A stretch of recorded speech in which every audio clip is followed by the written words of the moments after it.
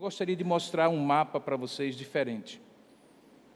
Não é o mapa de países do globo, mas é um mapa que mostra um fenômeno que, particularmente nesses últimos tempos, tem se tornado cada vez mais prevalente. Esse mapa é do ano passado.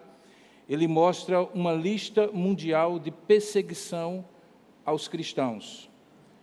As cores mais fortes, vermelhas, representam os países onde há uma perseguição severa aos cristãos, nos quais eles não podem se reunir publicamente, eles não podem evangelizar abertamente as pessoas, não podem manter cultos abertos aos nativos do lugar, apenas para as pessoas que vêm de fora, e que alguns dos quais são lugares onde ser cristão é proibido, é ilegal. Portanto, alguém pode morrer simplesmente por ser cristão nesses países. Aqueles mais laranjas que estão ali representam países que têm uma perseguição não tão severa, onde igrejas podem existir, cristãos podem professar a sua fé, mas precisam ser reguladas pelo Estado. E, portanto, precisam ser autorizadas pelo Estado, são controladas pelo Estado. Alguns desses países, os ministros precisam estar devidamente inscritos no Estado, dizer para onde vão, o que vão fazer, prestar relatórios. As finanças dessas igrejas e instituições também precisam ser reguladas pelo Estado e, em alguns lugares, a perseguição também. Essa lista mundial de perseguição do ano passado, 2021, ela nos dá, então, os seguintes dados nessa última imagem que eu gostaria de mostrar no início desta mensagem. É que, de alguma maneira, por conta dessa perseguição, a cada 1 minuto, ou melhor, a cada 5 minutos, um cristão é assassinado por causa da sua fé. 70 milhões de cristãos já foram mortos durante o tempo da existência da nossa fé, 45 milhões dos quais somente no século XX, e nos últimos 10 anos, no mínimo, 160 mil cristãos foram mortos no mundo inteiro. Desde 1945, após a Segunda Guerra Mundial, 10 milhões de cristãos tiveram que emigrar, sair do seu lugar de origem por conta da perseguição. De modo que, em países islâmicos, de modo muito especial, a cada 10 perseguidos em países islâmicos, 7 deles são cristãos. Portanto, nós vivemos uma época em que, 21 séculos depois do início do cristianismo, esse é o quadro da perseguição contra a fé cristã no mundo. E apesar de muitos apontarem os próprios terríveis erros da cristandade ao longo de 21 séculos, nos quais, infelizmente, em nome do próprio Cristo, muitos foram perseguidos, e há, obviamente, exemplos claros, dentre os quais, possivelmente, as cruzadas são o exemplo mais perfeito.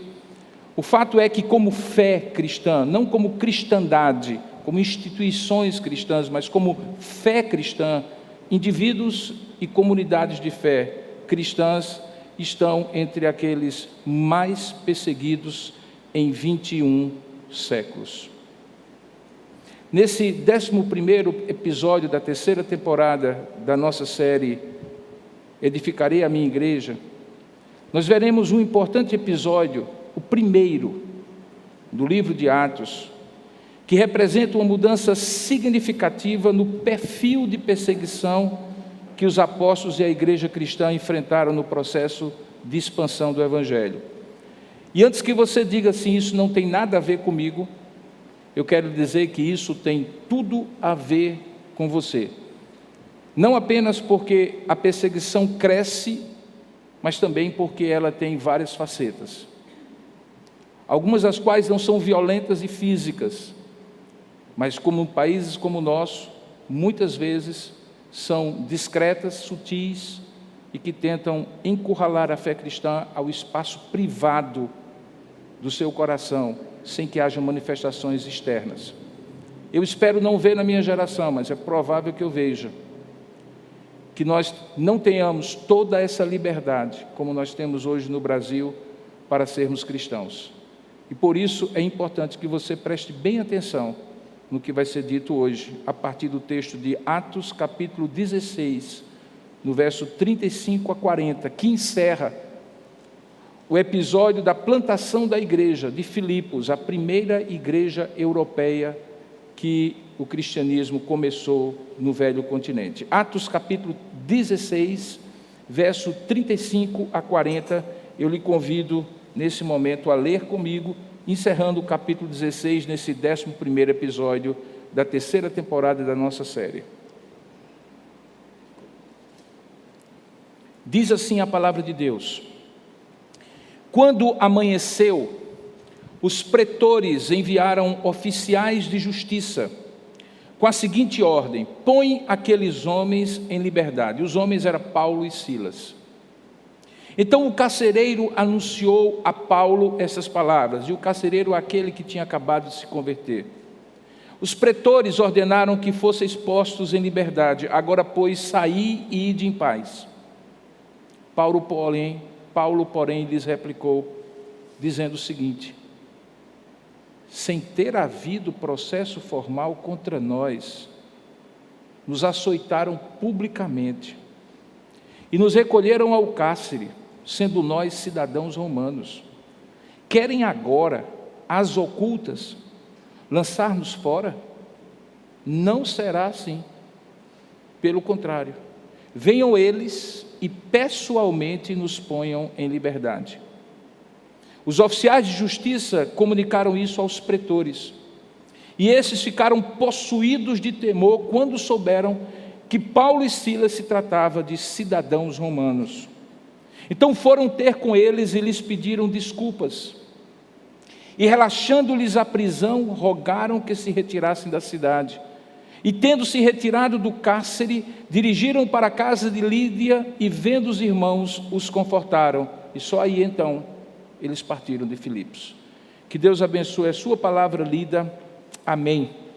Ó Deus amado, fala conosco de maneira clara, para que possamos compreender, mas também de maneira tão abençoada, generosa, coberta pela Tua graça, que não apenas compreendamos com a nossa mente, mas possamos ouvir de fato a Tua voz, e ouvindo de fato a Tua voz, crer naquilo que o Senhor nos traz como Tua mensagem nesta noite. Nós oramos assim, ó Pai, crendo que assim será, em nome e para a glória do Senhor Jesus. Amém. Quando eu falo que houve uma mudança de perfil da perseguição, eu estou me referindo não apenas a esse texto, mas ao fato de que pela primeira vez no livro de Atos, Lucas, o evangelista que registra esse livro, mostra que o Estado, representado ali pelos pretores, que eram representantes oficiais do Império Romano, se torna perseguidor de cristãos ali no primeiro século. Em certo sentido, o que nós vamos ver acontecer a partir de agora, com os apóstolos, é exatamente aquilo, guardadas as devidas proporções, que aconteceu com Jesus. Isto é, que a princípio, assim como aconteceu com Jesus, com os apóstolos, a perseguição era religiosa. Os religiosos judaicos do Sinédrio do primeiro século pegaram um ou dois líderes cristãos logo no começo do livro de Atos, Pedro e João, assim como perseguiram em alguns momentos através de contenciosos dos escribas e fariseus, dos saduceus contra Jesus, mas ainda não era algo sistemático, contínuo. Depois eles começaram, quando chegou a Semana da Paixão, a provocar o Estado romano, ali representado principalmente por Pôncio Pilatos, para inibir, proibir e punir Jesus Cristo, e o que acabou acontecendo com a sua crucificação, da mesma maneira como começa a acontecer aqui com aqueles apóstolos e os primeiros mártires da fé cristã.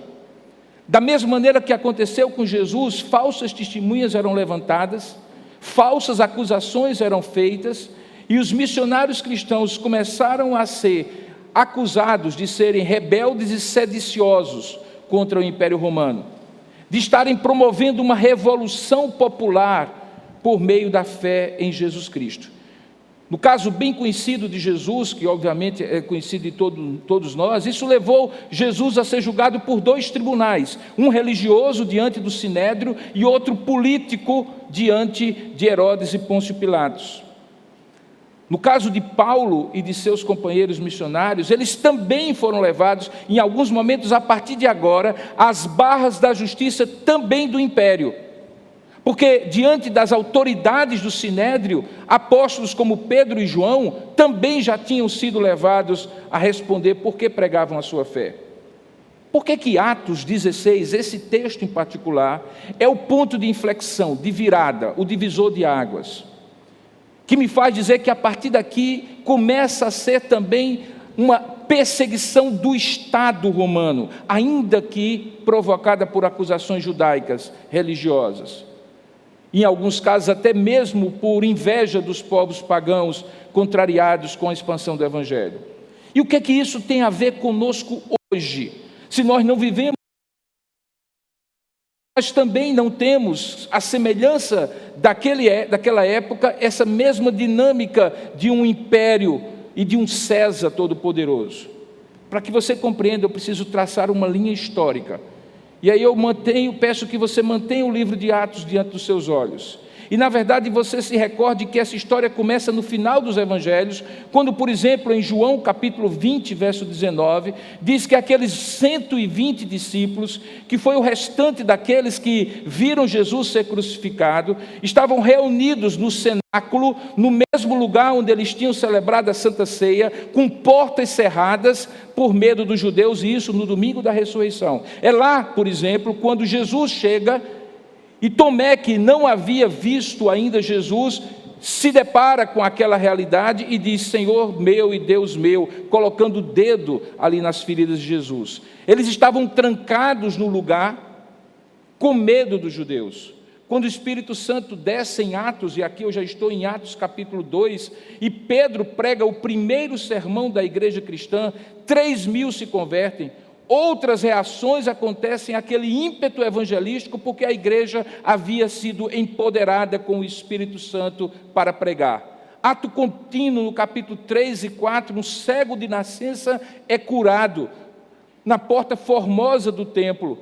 E aquele impacto da cura daquele homem produz uma reação do Sinédrio. Se você abrir em Lucas, em Atos capítulo 4, o registro de Lucas, no versículo 1 a 3, diz assim: que falavam eles ainda ao povo, explicando o que tinha acontecido com aquele homem, quando sobrevieram os sacerdotes, o capitão do templo e os saduceus, e aí eu chamo a sua atenção esse verso 2, ressentidos por ensinarem eles o povo e anunciarem Jesus a ressurreição dentre os mortos, e aí eles os prenderam, recolhendo-os ao cárcere até o dia seguinte, pois já era tarde.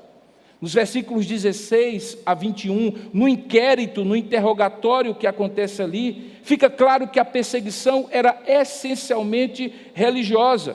Veja o verso 16, diz assim: que faremos com estes homens? Era a pergunta que eles queriam responder no Sinédrio.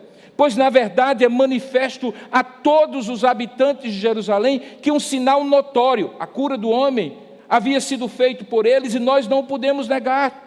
Mas veja o que ele diz no verso 17: mas para que não haja maior divulgação entre o povo, ameacemo-los para não mais falarem neste nome a quem quer que seja. E chamando-os, ordenaram-lhe que não mais falassem, absolutamente não falassem, nem ensinassem o nome de Jesus.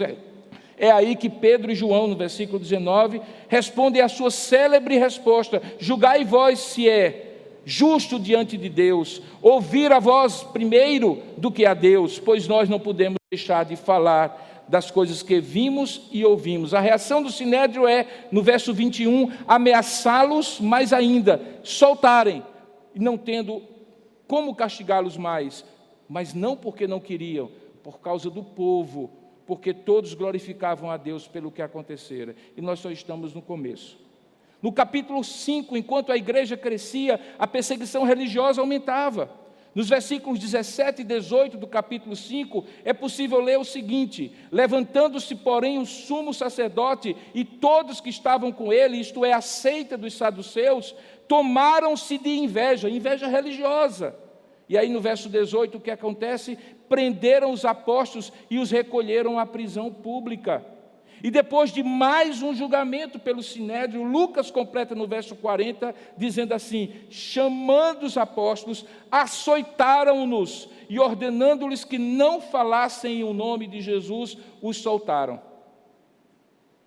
Nos capítulos 6 e 7, a história do diácono evangelista Estevão se destaca, porque ele se torna o primeiro mártir cristão. E quando eu falo mártir, eu espero que você entenda, é aquele que morre por amor a Cristo, morre porque é crente, morre porque crê em Cristo. Ele foi morto por uma perseguição religiosa, a partir de uma acusação religiosa, com falsas testemunhas religiosas, condenado e apedrejado pelo Sinédrio, que era uma instância religiosa, e até agora o Estado não se meteu na história. Em Atos capítulo 6, verso 8, conta que Estevão, cheio de graça e poder, fazia prodígios e grandes sinais entre o povo. Levantaram-se sempre assim, porém alguns dos que eram da sinagoga, chamada dos libertos, dos sirineus, dos alexandrinos e dos da Cilícia e Ásia, os estrangeiros ali, e discutiam com Estevão. E veja no verso 10, não podendo resistir à sabedoria e ao espírito pelo qual Estevão falavam, eles subornaram homens em nome de Deus, que dissessem: temos ouvido estes homens proferir blasfêmias contra Moisés. Veja, uma acusação religiosa, e contra Deus. E então eles sublevaram o povo, exatamente como fizeram com Jesus, os anciãos e os escribas, e investindo o arrebataram, levando-o ao Sinédrio, apresentando testemunhas falsas, e o resultado disso é que Estevão é apedrejado e morto. Nesse martírio de Estevão havia um jovem chamado Saulo de Tarso, você conhece a história. Ele foi mais do que um participante. O primeiro versículo do capítulo 8 de Atos diz que Saulo consentia, era participante, cúmplice naquele massacre. E ali começa, a partir de Estevão, a primeira perseguição religiosa sistematizada, generalizada contra a Igreja de Cristo. Por quê? Porque logo depois de dizer que Saulo consentia na sua morte, diz que levantou-se naquele dia uma grande perseguição contra a igreja em Jerusalém, e todos, exceto os apóstolos, foram dispersos pelas regiões da Judéia e Samaria. E enquanto alguns homens piedosos sepultaram a Estevão e fizeram um grande pranto sobre eles, Saulo saía de Jerusalém para todos os lugares, assolando a igreja, entrando pelas casas ilegalmente e arrastando homens e mulheres, encerrando-os no cárcere. A perseguição saíra de Jerusalém e agora se espalhara por toda a Judéia, Samaria e até várias regiões do império. Eu chamo isso de perseguição religiosa sistemática, sistêmica, porque a perseguição, a partir desse ponto, justamente começa a ultrapassar os problemas internos de Jerusalém. Em Atos capítulo 9, verso 1, e eu estou fazendo o apanhado histórico para você chegar aonde eu quero que você chegue, Lucas escreve que Saulo, verso 1, respirando ainda ameaças e morte contra os discípulos do Senhor, dirigiu-se ao sumo sacerdote e pediu uma carta precatória, para que, ao chegar às sinagogas de Damasco, na Síria, para além de Israel, ele pudesse, se achasse algum entre os que eram do caminho, homens e mulheres, os levasse presos, recambiados para Jerusalém. Nesse mesmo capítulo, surpreendentemente, o maior perseguidor da história se torna, a partir dali, o maior perseguido. Deus converte o próprio Paulo. Ele mesmo passaria, a partir dali, imediatamente ser uma vítima da perseguição, porque ele mudara de lado. No verso 23 do capítulo 9, diz que, decorridos muitos dias, ainda em Damasco, os judeus agora deliberaram entre si tirar a vida de Saulo, que tinha ido para lá para tirar a vida de cristãos. E só não foi possível porque o plano chegou ao conhecimento de Saulo, e dia e noite guardavam também as portas para o matarem, e os seus discípulos colocaram para o lado de fora da muralha da cidade, amarrado num cesto. A partir daí, irmãos, o grande perseguidor, Saulo de Tarso, se torna, no primeiro século, o missionário cristão mais perseguido, como veremos hoje ainda. O que fica claro até aqui é que o Império Romano não tem nada a ver com essa perseguição. São judeus invejosos, religiosos tomados por um espírito de dissensão contra aquela fé, não compreendendo que Jesus era o Messias e que os seus missionários pregavam a salvação dele, que perseguiam a igreja. Porém, em Atos capítulo 12, acontece o primeiro sinal de que as autoridades romanas começavam a se incomodar também com a fé cristã. Ali acontece a morte do segundo mártir cristão, ninguém mais, ninguém menos do que Tiago, irmão de João, um dos 4 primeiros discípulos de Jesus. Diz Lucas que por aquele tempo, verso 1 do capítulo 12, mandou o rei Herodes prender alguns da igreja. Não é Herodes o grande do nascimento de Jesus, nem o seu filho, é na verdade o neto de Herodes o grande. E diz o texto que fazendo passar, verso 2, a fio de espada a Tiago, irmão de João, no verso 3 diz que ele percebeu que isso era agradável aos judeus, e como todo político de plantão, querendo admirar ou querendo receber a admiração da turba, do povo, agradar o povo, ele prosseguiu nesse caminho de perseguição, e agora prendeu também a Pedro. Pelas minhas contas, é a 3ª vez que Pedro é preso. E naquele dia era também os dias dos pães asmos, da Páscoa, igual no tempo de Jesus. E então, tendo-o feito prender, diz o verso 4, lançou no cárcere e entregou a 4 escoltas de 4 soldados cada uma para o guardarem, tencionando apresentá-lo ao povo depois da Páscoa. Alguns dizem que o que Herodes queria era repetir o que havia sido feito com Jesus. Porém, Pedro, diz o verso 5, estava guardado no cárcere, enquanto que a igreja em casa orava incessantemente a favor dele. E o que acontece ali é que Pedro é solto. Veja, irmãos, havia ali até agora um padrão de perseguição claramente religioso. E mesmo quando autoridades humanas eram instrumentalizadas, ainda não era iniciativa das autoridades do império. Mas na medida em que a fé cristã vai se espalhando e chega em outras regiões do império, o império contra-ataca. Se você chegar agora no capítulo 16 que nós lemos, você vai perceber que é justamente aqui, quando se converte uma jovem adivinhadora, eu falei disso da última vez, naquela primeira igreja da primeira cidade europeia a ser alcançada pelo Evangelho, uma nova frente de perseguição, não judaica, mas pagã, aciona as autoridades romanas para punir a igreja por uma suposta rebelião contra Roma, mas que na verdade tinha uma motivação não religiosa, agora era o dinheiro que estava falando mais alto.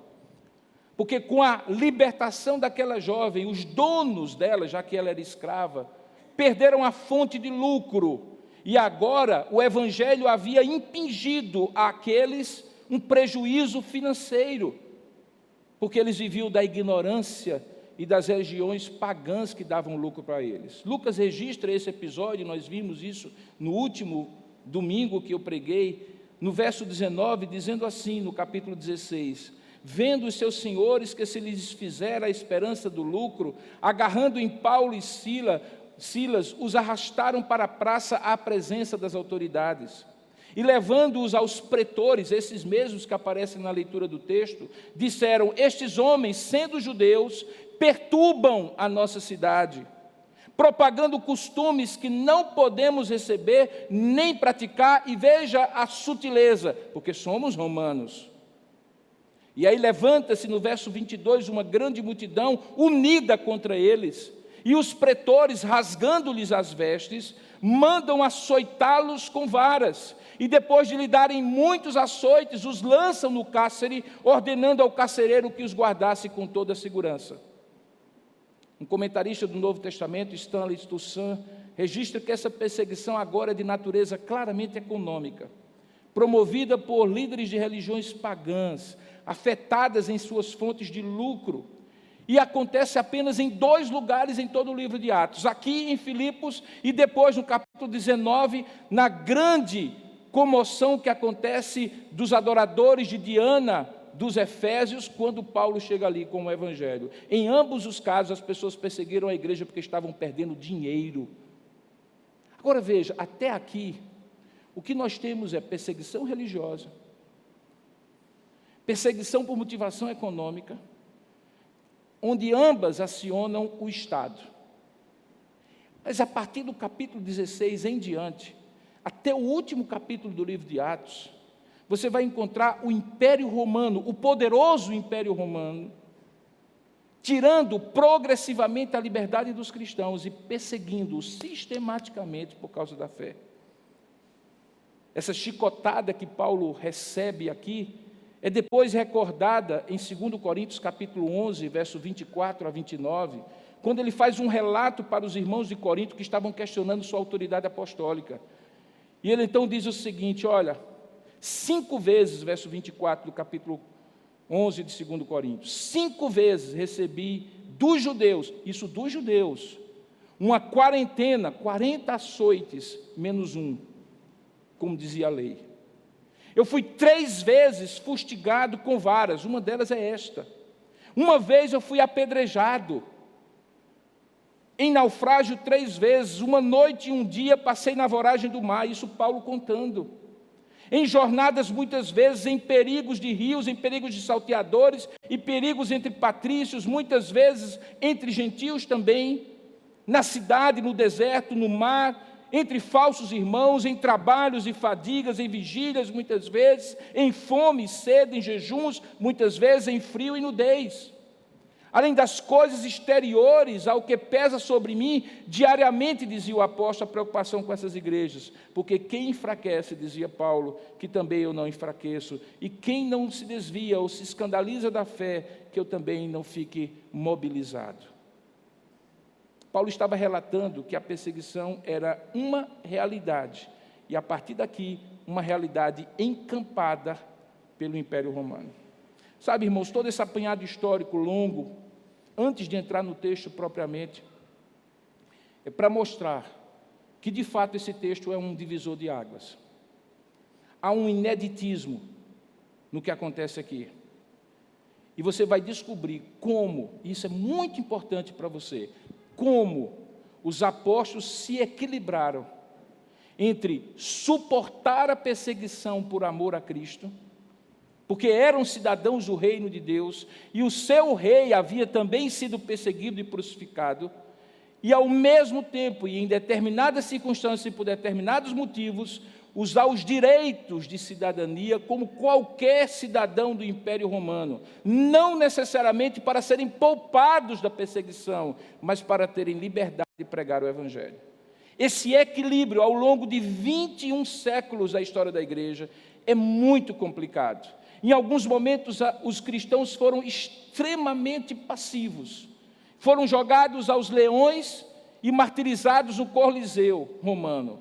Em outros momentos, eles se levantaram, inclusive com argumentos teológicos e doutrinários muito plausíveis de desobediência civil. Em alguns momentos, o pêndulo foi para um lado, em alguns outros momentos, foi para o outro lado.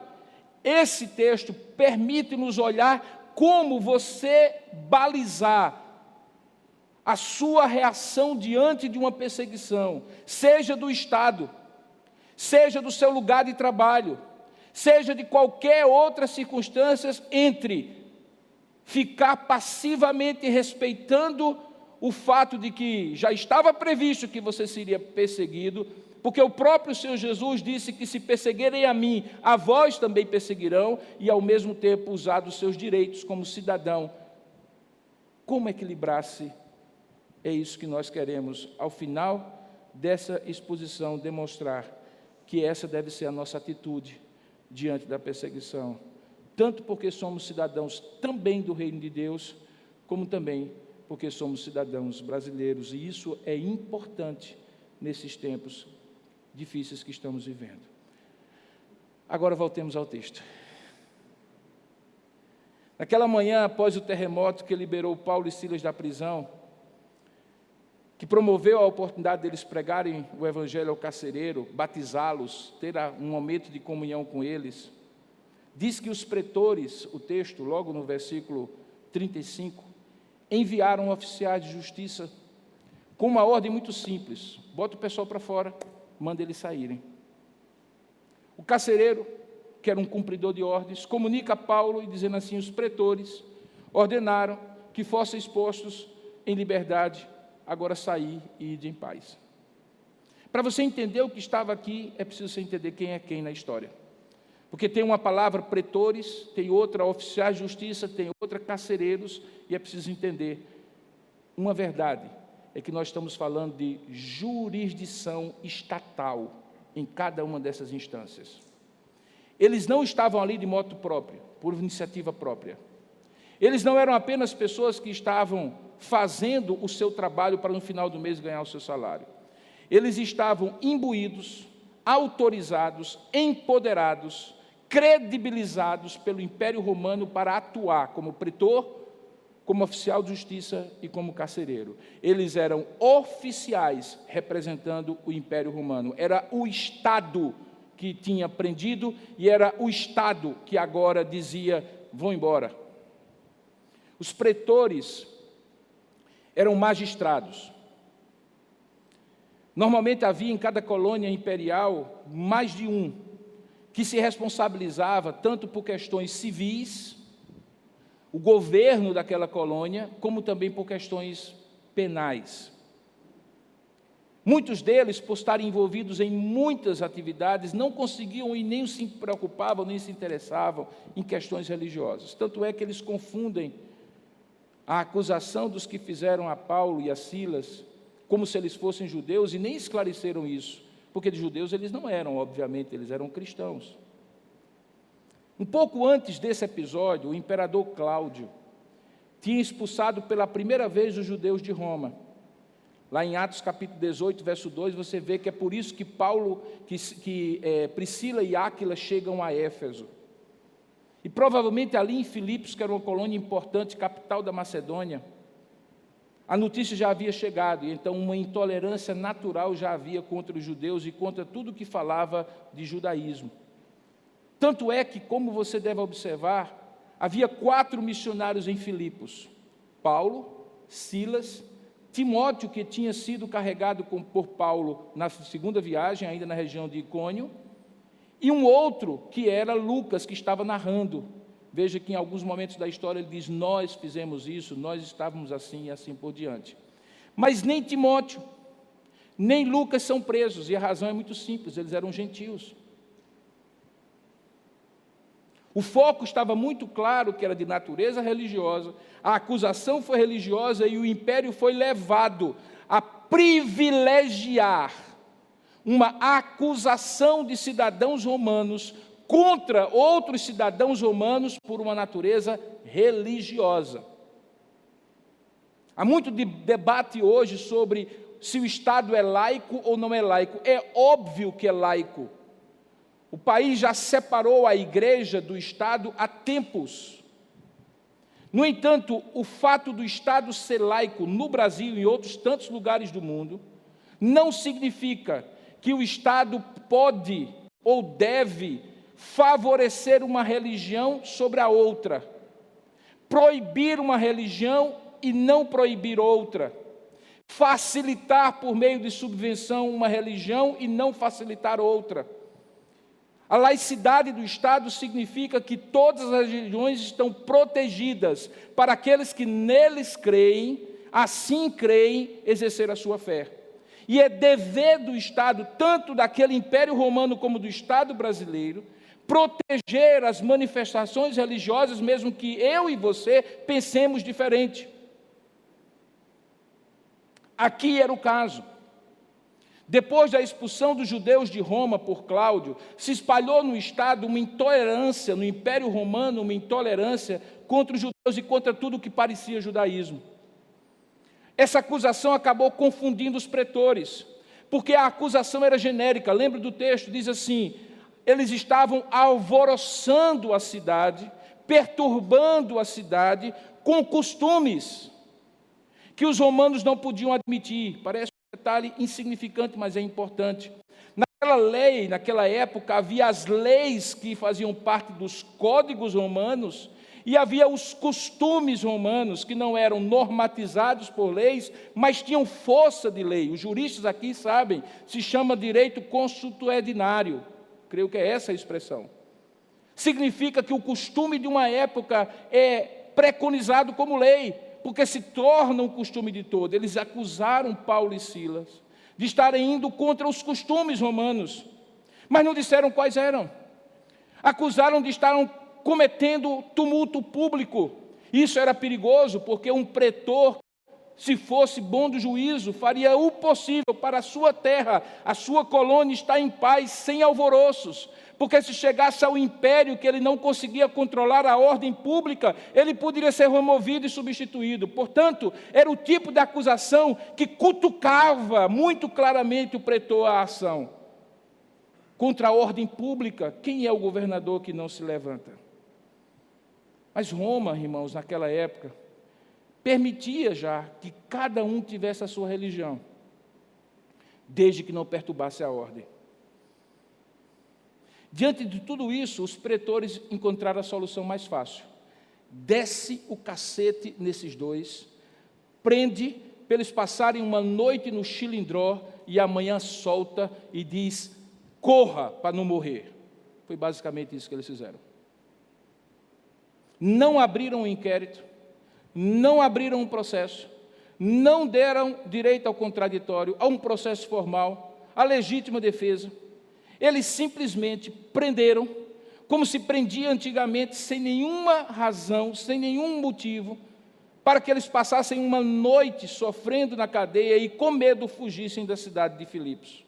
Quando então, na manhã seguinte, os magistrados enviaram os oficiais de justiça, que eram, obviamente, como ainda hoje são, executores das ordens dos magistrados, que eram servidores públicos, mas normalmente daquela cidade, que também serviam de guarda-costas aos magistrados, mas que detinham o poder do império porque executavam a ordem do magistrado, que era obviamente o pretor em nome do império. Qual era a expectativa deles? A expectativa deles era que os presos simplesmente se levantassem, sacudissem a poeira e desaparecessem da cidade. Por isso, eles não vão pessoalmente à cadeia, mas criam uma linha de autoridade, uma cadeia de comando. O magistrado manda o oficial de justiça e o oficial de justiça manda o carcereiro que está lá cumprir a ordem. Normalmente em estados discricionários, ditatoriais, é assim que as coisas funcionam. Quem dá a ordem nunca aparece para cumprir a ordem, e quem cumpre a ordem diz que está cumprindo porque está cumprindo a ordem. Era um tipo de disfarçatez muito clara, que quando foi na hora de prender, diz o texto, que os próprios magistrados rasgaram as vestes dos apóstolos, mas na hora de soltar, eles mandaram os oficiais de justiça, que os oficiais de justiça mandassem os carcereiros, e assim eles fossem soltos. O carcereiro era convertido, e chega diante de Paulo e diz assim, a ordem é para vocês saírem e irem em paz. Até aquele momento, irmãos, só o carcereiro sabia do milagre que tinha acontecido. Tanto é que eles mandaram para a prisão, mesmo que a prisão já tivesse sido aberta pelo terremoto da noite. Portanto, os pretores e os oficiais de justiça tinham plena consciência, preste bem atenção nisso, de que havia gente ainda presa, ilegalmente presa, sem um processo formal contra eles, sem acusações formais, sem um inquérito, sem o contraditório, sem o amplo direito da defesa, sem absolutamente nada. Eles queriam simplesmente que o caso ficasse resolvido por isso mesmo e eles desaparecessem, como eu falei, amedrontados de Filipos. Para Paulo, havia duas alternativas e eu quero que você coloque-se no lugar dele. Você passou a noite, depois de ter levado uma surra que lhe moeu as costas, junto com o seu companheiro Silas, você, na madrugada daquele dia, quando a prisão se abre, você, como crente, viu que ali se abriu uma oportunidade e você pregou o evangelho para o carcereiro se converteu, levou você para casa, possivelmente colada na prisão, lavou as suas costas que estavam ensanguentadas em carne viva, lhe deu comida, você batizou o carcereiro e a família, e agora você recebe a seguinte ordem: vai embora e vai em paz. Seria muito natural que Paulo saísse, vida que segue, essa é a vida de apóstolo, graças a Deus porque eu sofri por amor a Cristo, Deus tinha um propósito, Deus transformou as coisas ruins em coisas boas, é melhor deixar para lá, vida que segue, vou para a próxima cidade. Queridos, se Paulo tivesse feito isso, ele não estaria errado em nada. Em alguns outros momentos ele fez isso. Em alguns outros momentos ele apanhou mais do que apanhou aqui. Em alguns outros momentos ele não chamou para si nenhum direito. E ele seguiu a vida porque entendeu e reconheceu que Deus tinha um propósito além daquilo. Por que Paulo agora age diferente? Porque a segunda alternativa para Paulo era justamente aquela que ele fez. Paulo resolveu confrontar o arbítrio e reivindicar os seus direitos. Observa a resposta de Paulo no versículo 37. Diz assim: Paulo, porém, lhes replicou: sem ter havido processo formal contra nós, nos açoitaram publicamente, nos recolheram ao cárcere, sendo nós cidadãos romanos, e querem agora, às ocultas, de madrugadinha, lançar-nos fora, quando a cidade toda ainda está dormindo. Não será assim. Pelo contrário, venham eles e pessoalmente nos ponham em liberdade. Por que Paulo fez isso? Por que você deveria fazer isso numa situação semelhante? Por que você teria direito de fazer isso? Para que você entenda, 3 questões precisam ser feitas. Primeiro, o que Paulo realmente está afirmando aqui? Primeiro, que não tinha havido um processo legal. Eles tinham sido presos ilegalmente. Segundo, que a prisão, consequentemente, era ilegal. Isso incluía o açoite público. Havia um excesso de força, um dano moral, além de físico. Tinha havido uma tortura e a punição prévia sem uma sentença transitada em juízo. O particípio que Paulo usa aqui para dizer vocês nos açoitaram é derantez do verbo derou, que significa esfolar as costas de alguém. Portanto, eles foram de fato presos ilegalmente, punidos ilegalmente e com um excesso de força que naquele momento era insuportável para Paulo não se levantar contra aquele arbítrio. Segundo Simon Kistemaker, um comentarista do Novo Testamento, desde o século VI, antes de Cristo, a lei romana protegia os cidadãos romanos de açoites públicos. Eles não podiam ser encarcerados e mortos sem julgamento apropriado. A cidadania romana deveria, então, ter sido protegida, a cidadania de Paulo e Silas, daqueles açoites e do encarceramento. A exceção da lei romana só poderia ser aplicada se o cidadão romano tivesse sido convenientemente julgado e condenado pelo tribunal daquela corte ali de Filipos. Desta forma, os pretores deveriam, independentemente da comoção popular, da pressão do povo que tinha perdido dinheiro com a morte da jovem adivinhadora, realizar um julgamento. Eles poderiam até ser encarcerados preventivamente, como nós temos hoje no nosso ordenamento jurídico moderno, mas eles não poderiam ser açoitados. E o foram de maneira pública, trazendo sobre eles não apenas o dano físico, mas o dano da imagem deles. Eles foram tidos, na hora em que foram açoitados e presos, como culpados de uma acusação que não se sustentava. E diante de todos, se eles saíssem dali caladinhos e corressem fora de Filipos, a igreja que estava começando ali seria tido como aquela igreja daqueles 2 que fizeram aquela bagunça aqui e depois fugiram de noite e de madrugada.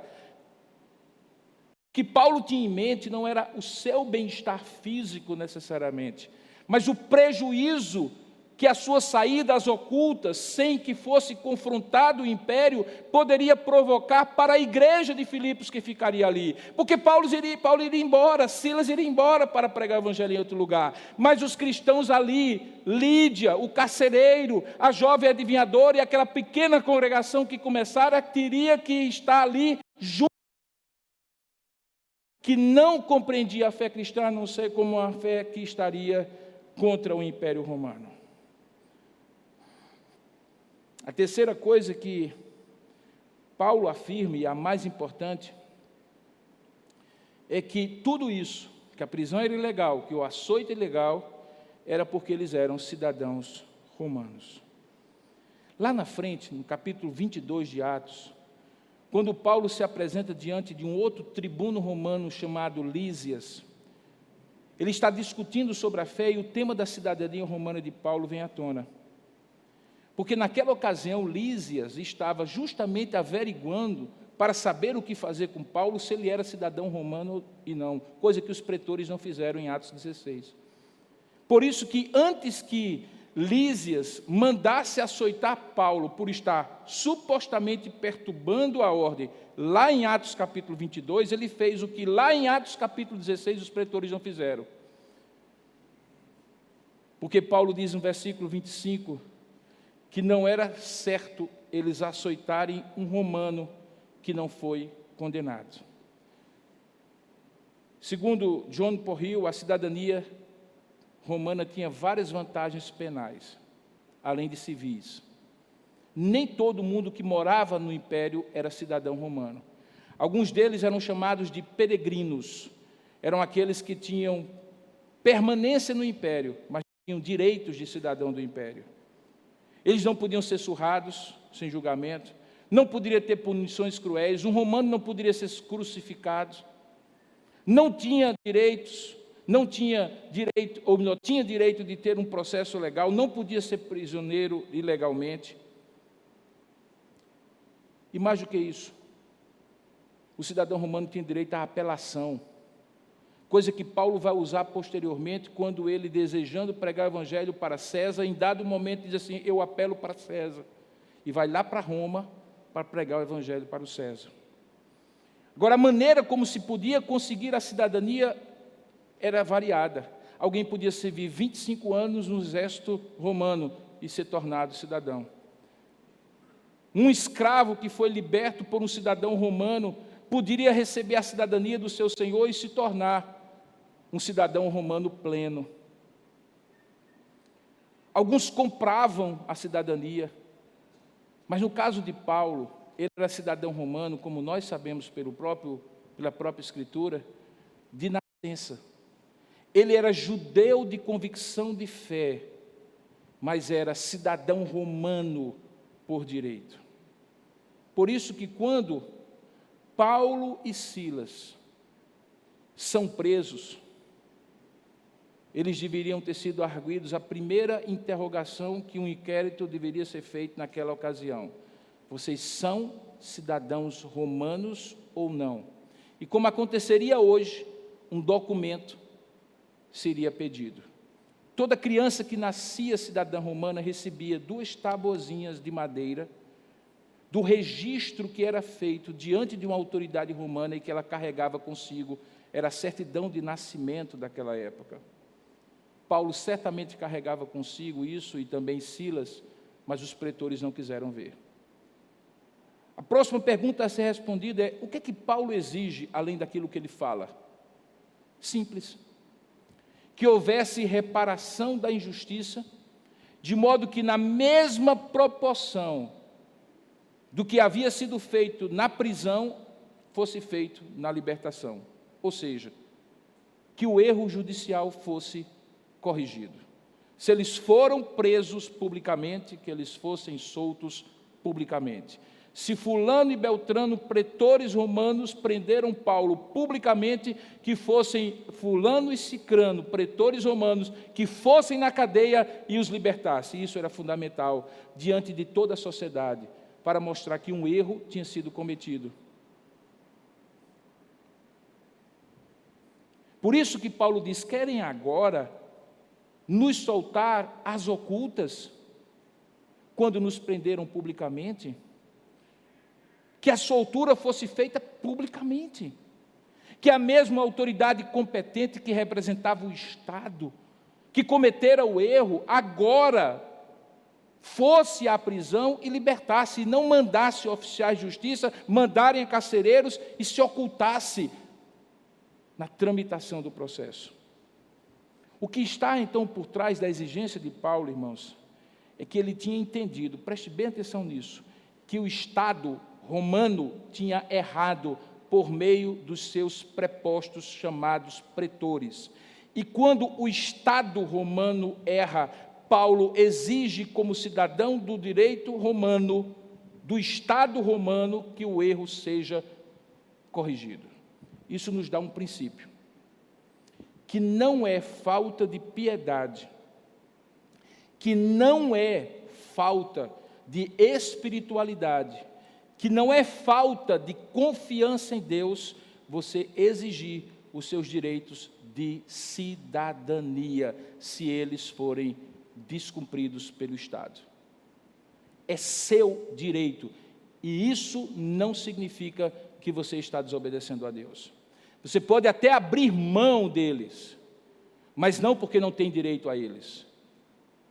Se você, à semelhança de Paulo, entender que isso vai criar um precedente que prejudicará não somente você, mas a sua família, que prejudicará não somente a sua família, mas a sua igreja, que prejudicará não somente a sua igreja, mas a sociedade de um modo geral, é dever do cristão.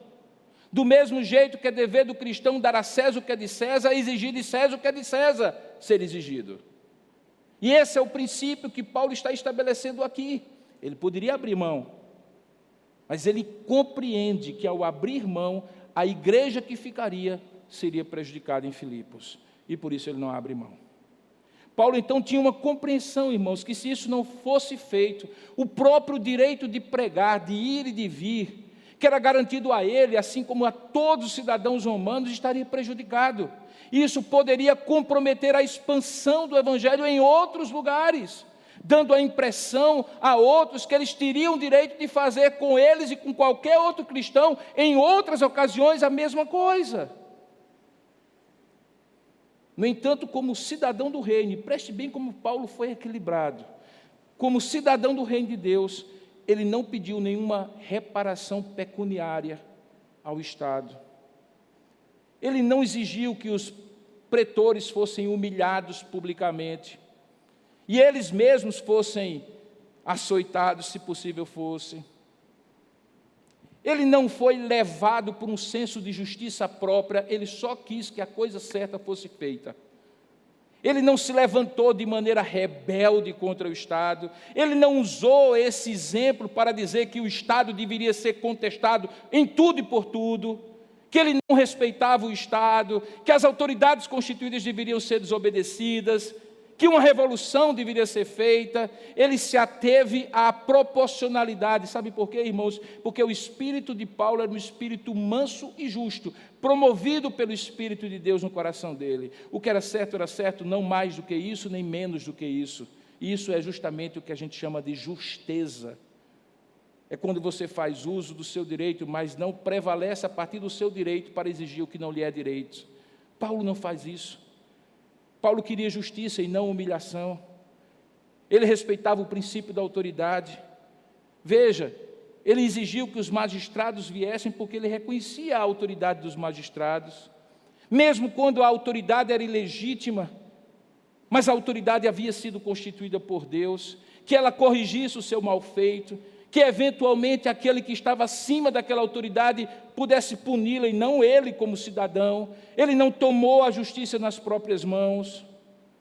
Ele julgava, irmãos, que mesmo com a injustiça e a culpa dos pretores, como servo de Deus, era privilégio, sim, espiritualmente falando, ter sido açoitado, mesmo de maneira ilegal. Por isso, lá, quando ele escreve aos Gálatas, capítulo 6, verso 14, ele diz assim àqueles irmãos: longe de mim esteja gloriar-me, senão na cruz do nosso Senhor Jesus Cristo. pela qual o mundo está crucificado para mim e eu para o mundo. E ao fazer isso, ele estava fazendo eco ao que ele dissera aos presbíteros de Éfeso, em Atos capítulo 20, versículo 24, quando ele diz assim: porém, em nada considero a vida preciosa para mim mesmo, contanto que eu complete a minha carreira e o ministério que recebi do Senhor Jesus, para testemunhar o evangelho da graça de Deus. E por isso ele diz também aos Gálatas: quanto ao mais, ninguém me perturbe, porque eu trago no corpo as marcas de Jesus. Veja que posição equilibrada, como cidadão romano, exigindo o que era próprio de um cidadão romano, nem mais, nem menos. Como cidadão do reino de Deus, discernindo e compreendendo que aquilo que tinha acontecido não era sem sentido. Deus tinha lhe dado o privilégio de sofrer por amor a Cristo. O que acontece depois disso? Lucas continua sua narrativa escrevendo que, no verso 38, os oficiais de justiça comunicaram isso aos pretores, e olha só, eles ficaram possuídos de temor quando souberam que se tratava de cidadãos romanos. E o que é que eles fazem?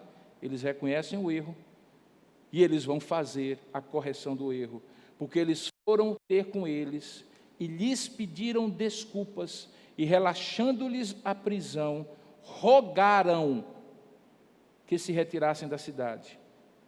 E eles se retiraram do cárcere, mas não saíram fugidos da cidade, porque no verso 40 diz que eles dirigiram-se para a casa de Lídia, a irmã convertida, reuniram a igreja que já existia ali em Filipos, confortaram aquela igreja. Veja que maturidade daquela liderança.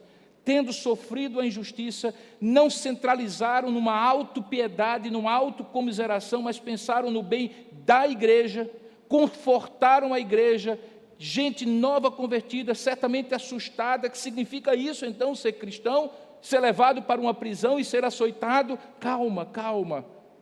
Paulo certamente disse para aqueles irmãos, confortou aqueles irmãos, e só então ele partiu. Paulo então, junto com Silas, deixa o cárcere na condição de restabelecida a honraria de ser cidadão romano, respeitados os seus direitos pelas autoridades locais, mesmo não estando em condições físicas de continuar a viagem, tem um tempo de comunhão e depois, mesmo com os corpos doídos das vergonhas daquelas chibatadas, com a falta do sono esgotando suas reservas de vigor, eles desejam o abrigo e cuidado da igreja, cuidam da igreja e só então eles partem.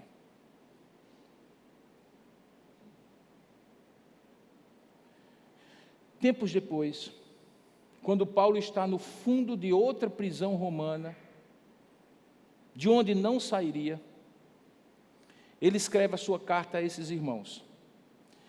De todas as igrejas, irmãos, a igreja de Filipos é a igreja mais afetuosa para com Paulo e Paulo para com ela. Porque quem sofre no sofrimento com o outro, aprende a amar o outro numa dimensão que é muito maior e muito mais profunda. E foi o que aconteceu entre Paulo e os filipenses. E, portanto, quando ele escreve a sua carta aos Filipenses, capítulo 1, verso 27, olha o que diz o apóstolo Paulo. Tempos depois, no final da sua vida e ministério: vivei, irmãos, acima de tudo, por modo digno do Evangelho de Cristo, para que, ou indo ver-vos, ou estando ausente, ouça no tocante a vós outros, que estáis firmes em um só espírito, com uma só alma, lutando juntos pela fé evangélica. Que em nada estáis intimidados pelos adversários, pois o que é para eles prova evidente de perdição é para vós outros de salvação, e isto da parte de Deus.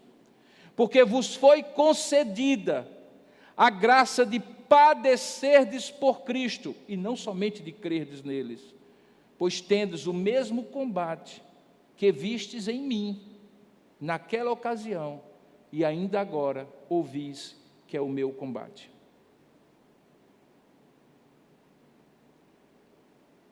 Chegando ao final dessa minha mensagem, irmãos, eu lhe convido ao final dessa história, que não se encontra em Atos capítulo 16, mas ao livro de Apocalipse. Toda perseguição contra a fé cristã, ela só pode ser compreendida se nós lermos o último capítulo. É porque no último capítulo, toda perseguição passa a fazer sentido, inclusive essa de Paulo. Todas as lutas que você passa, todos os perrengues que você enfrenta, passam a ter sentido. E no capítulo 12 de Apocalipse, há uma das cenas mais dramáticas, que mostra uma relação direta do sofrimento da igreja de Cristo na terra e a vitória que o seu cabeça, o Senhor Jesus, garante para ela. Veja lá o que diz em Apocalipse 12, para encerrar nossa mensagem. João descreve: viu-se grande sinal no céu, a saber, uma mulher vestida do sol, com a lua debaixo dos pés e uma coroa de 12 estrelas na cabeça. Tudo linguagem figurada, mas que fala de uma realidade do povo de Deus. E que, achando-se grávida, grita com as dores de parto, sofrendo tormentos para dar à luz. Viu-se também outro sinal no céu, eis um dragão grande, vermelho, com 7 cabeças, 10 chifres, e na cabeça 7 diademas. A maioria parte dos comentaristas diz que aqui representa o Império Romano, na interpretação histórica do Apocalipse. A sua cauda arrastava a terça parte das estrelas dos céus, as quais lançou para a terra, e o dragão se deteve em frente da mulher, que estava para dar à luz, a fim de lhe devorar o filho quando nascesse. Nasceu-lhe, pois, um filho varão, e esse filho varão tem uma descrição que logo lhe sugere quem é. Ele há de reger todas as nações com cetro de ferro, e o seu filho foi arrebatado para Deus até o seu trono.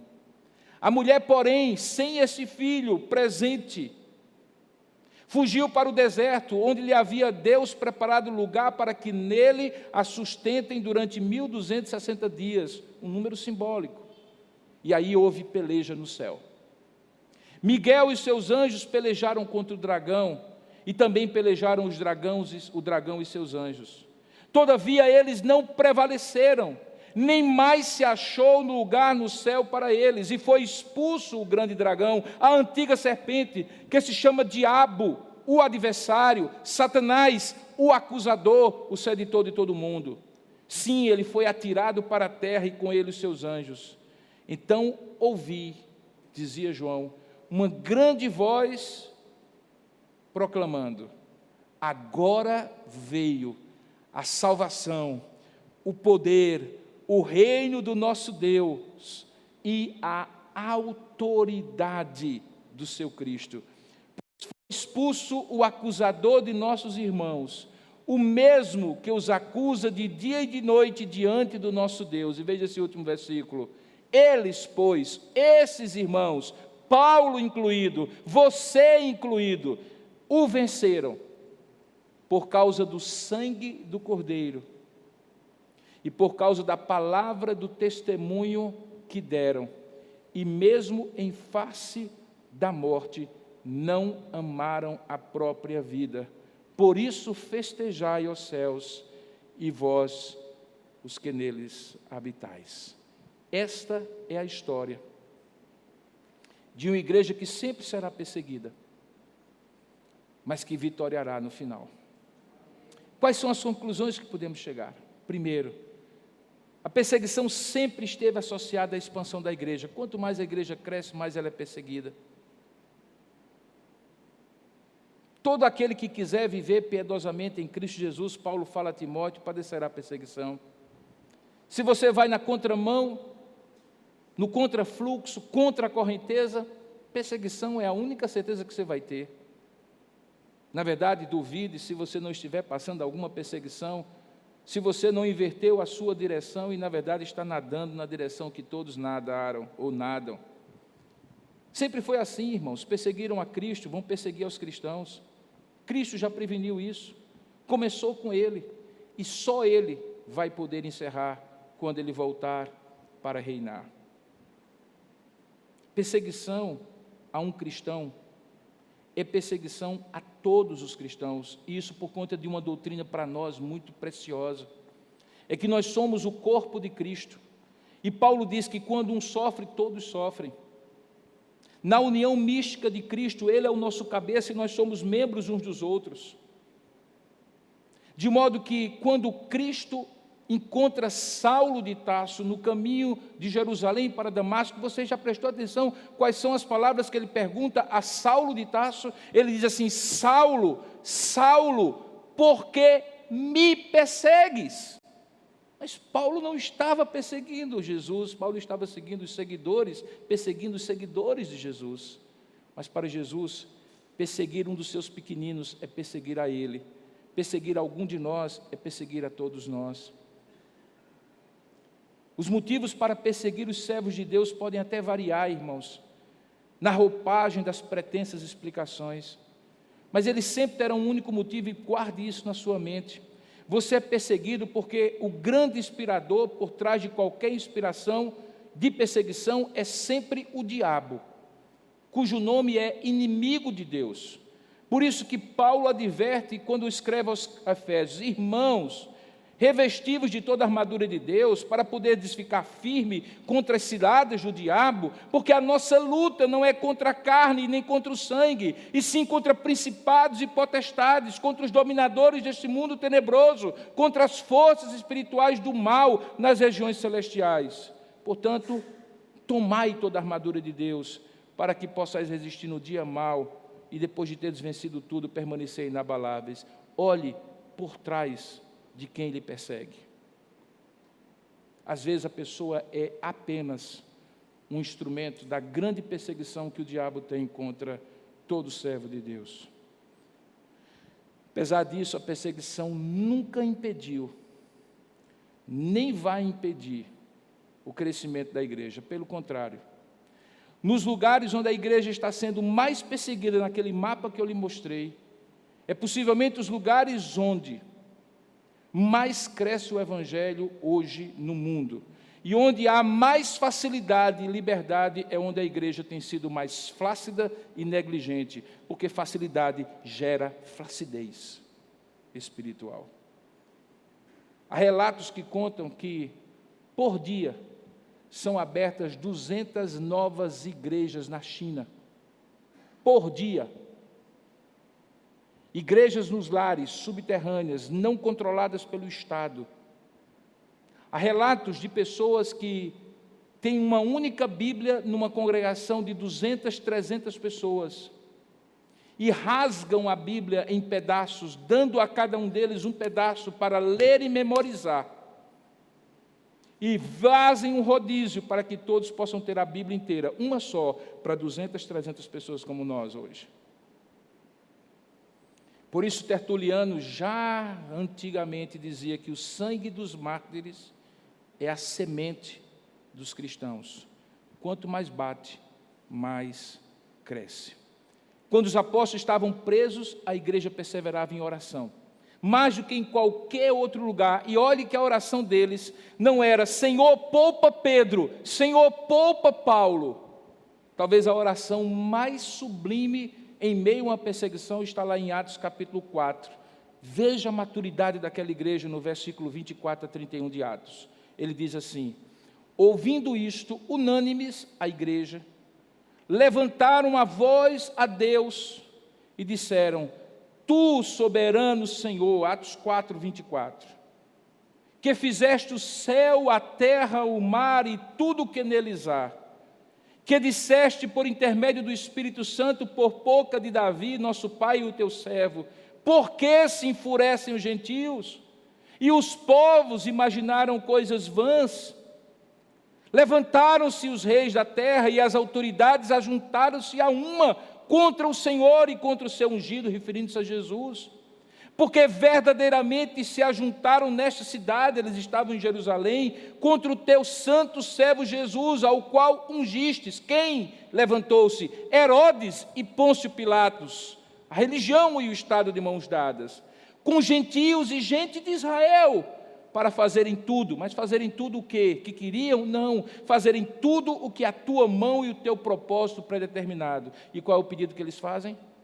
Depois de reconhecer tudo isso, a soberania e o propósito de Deus, eles pedem somente uma coisa. Ele diz: agora, Senhor, olha para as ameaças deles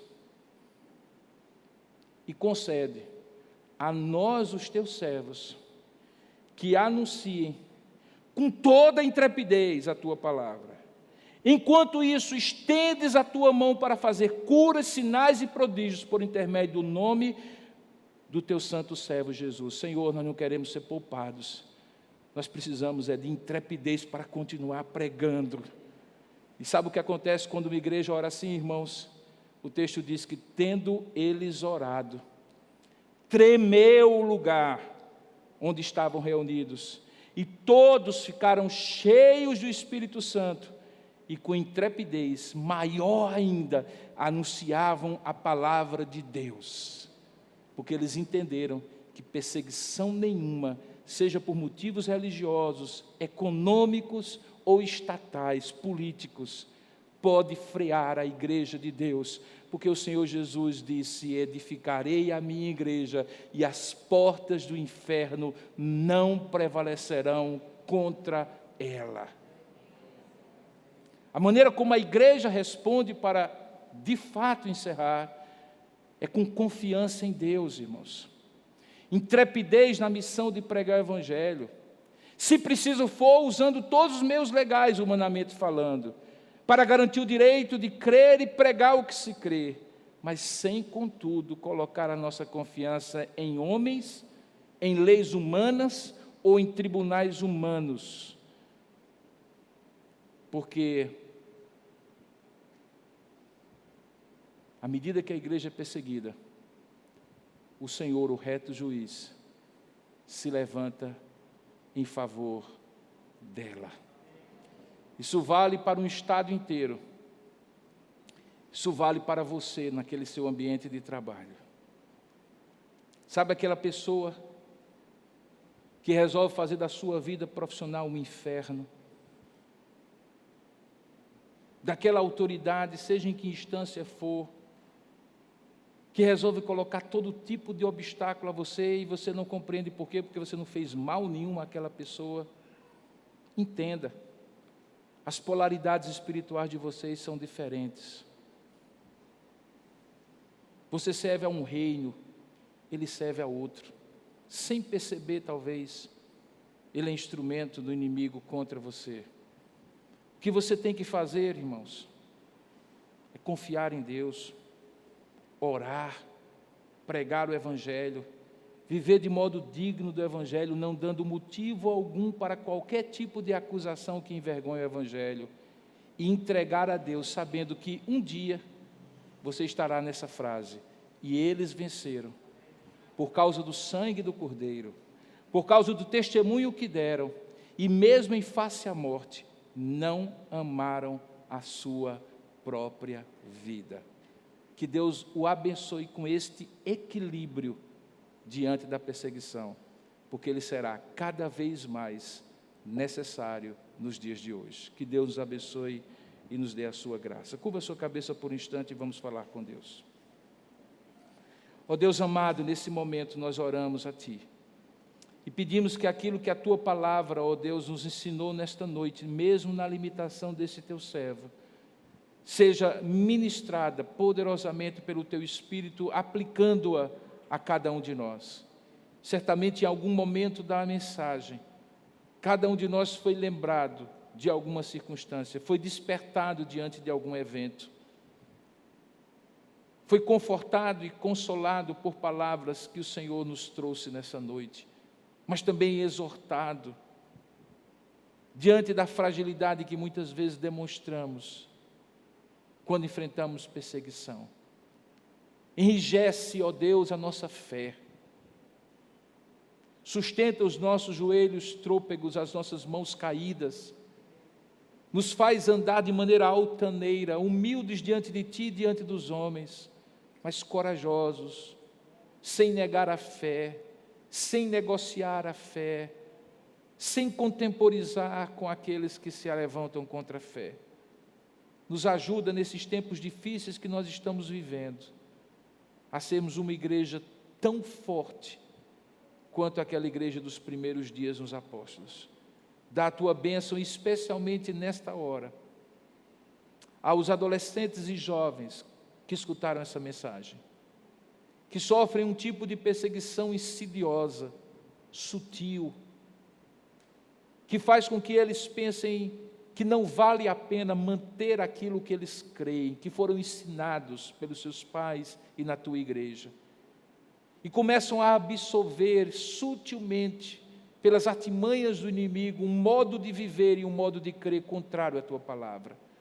Ó Deus, eles ainda precisam da maturidade, Senhor, que o teu evangelho produz. Eu te peço que ele produza, para que eles compreendam, ó Deus, que os tempos vindouros serão difíceis, e que se eles não marcarem posição neste momento, amanhã, eles estarão negando a Cristo, com palavras ou atitudes.